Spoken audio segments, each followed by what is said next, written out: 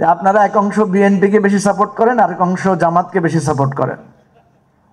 কিন্তু আপনারা কি আপনাদের দলকে জিজ্ঞেস করছেন যে এই যে আপনারা সম্মিলিতভাবে এখান থেকে ফ্যাসিস্টদেরকে উৎখাত করার পরে আপনারা এটার আমানতদারিতা রক্ষা করেছেন, এই রাষ্ট্রটার আমানতদারিতার দায়িত্ব প্রধানত আপনাদের এই দুই দলের উপরই বেশি। 15 বছর ধরে ঐক্যবদ্ধভাবে আপনারা নির্যাতিত হয়েছেন, নিপীড়িত হয়েছেন, জেলে গিয়েছেন। আমরা আপনাদের সাথে অল্প বিস্তর ছিলাম সাইজ অনুসারে, অনুপাত অনুসারে। কিন্তু এই ফ্যাসিস্টের বিদায়ের পরে কোন জিনিস আপনাদেরকে এইভাবে বিভেদে লিপ্ত করলো?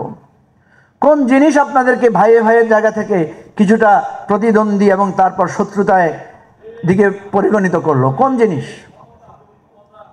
শুধুমাত্র ক্ষমতা। সত্য কথা বলেছেন, শুধুমাত্র ক্ষমতা। এখানে যত সংস্কারের কথা, এগুলো ম্যাক্সিমাম আমরা দেখেছি।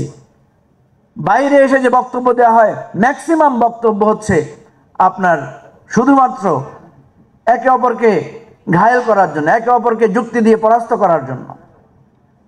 সেই জন্য আমি প্রস্তাব দিয়েছিলাম আগামী 5টা বছর বিএনপি জামাতকে ঐক্যবদ্ধভাবে একটা পার্লামেন্ট এবং সরকারে থাকার জন্য। একটা প্রশ্ন করি, ধরেন শেখ হাসিনা যদি এইভাবে পালিয়ে না যেত, সে যদি লাস্টে এসে বলতো যে আমি পদত্যাগ করব, একটা কেয়ারটেকার সরকার দেন, এটার দিনে নির্বাচন হবে, তাহলে বিএনপি জামাত একসাথে ইলেকশন করতো না? শেখ হাসিনার বিরুদ্ধে একসাথে ইলেকশনে দাঁড়াতো না? হয়তো একই মার্কায় দাঁড়াইতো।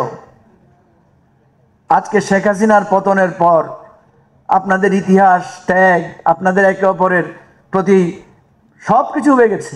হঠাৎ করে জামাত রাজাকার হয়ে গেছে, আর হঠাৎ করে বিএনপি চাঁদাবাজ আর দখলবাজ হয়ে গেছে। আশ্চর্য ব্যাপার। বিএনপির এত বছর খেয়াল ছিল না, তারা যাদের সাথে 15 বছর মানে সন্ধি করেছে, বন্ধুত্ব করেছে, একসাথে আন্দোলন করেছে, সংগ্রাম করেছে, হঠাৎ একদিন হঠাৎ মনে হলো আরে এরা তো সব রাজাকার আলবদ। আর জামাতের হঠাৎ করে মনে হলো হায় রে এরা তো সব চাঁদাবাজ আর দখলবাজ। একসাথেই তো আপনারা সংসদে ছিলেন, জেলখানায়ও ছিলেন। সুতরাং আমি অনুরোধ করব,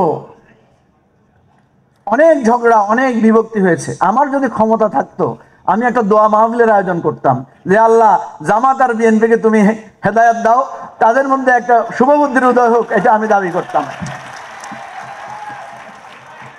আপনারা যদি উদ্যোগ নেন, আমি ইনশাল্লাহ থাকবো সে দোয়া মাহফিলে।